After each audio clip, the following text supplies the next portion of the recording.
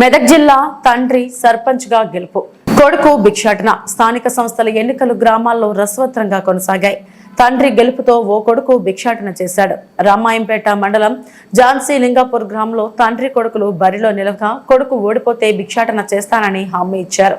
తండ్రి మానెగల్ల రామకృష్ణయ్య సర్పంచ్ గా గెలుపొందడంతో కుమారుడు మానెగల్ల భాస్కర్ గ్రామానికి ఇచ్చిన హామీ ప్రకారం ధర్మ భిక్షాటన చేశాడు.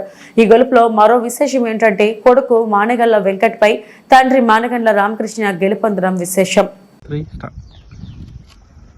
శ్రీ దత్త గురువే నమః. నా నామోదయం మానెగల్ల భాస్కర్. ధర్మ విచారం చేస్తున్నాను. మానసిక సంకల్పన అన్నిటికంటే ముఖ్యం. ఏది సాధించడానికైనా మా తండ్రి గారి విజయం పట్ల నేను నా మనస్ఫూర్తిగా శ్రీ దత్తాత్రేయ స్వామికి మొక్కుకున్నాను. మా తండ్రి గారి విజయం వరిస్తే తప్పకుండా మా గ్రామంలో ప్రతి ఇంటికి వెళ్ళి తమ దగ్గర నుంచి పిడికెడి బియ్యాన్ని భిక్షగా తీసుకొని గంగాపూర్ వెళ్ళి నిద్ర చేసి అక్కడ భిక్ష చేద్దామని, దీని పట్ల నిబద్ధత, ధర్మం రక్షతి రక్షిత అనే నినాదాన్ని ధర్మస్థలంగా చాటింపడానికి మాత్రమే ఈ చర్య నేను చేయడానికి పూనుకున్నాను. మనసారా నా అభివాగాన్ని మన్నించి మీ ఆశీర్వాదాన్ని ఇస్తారని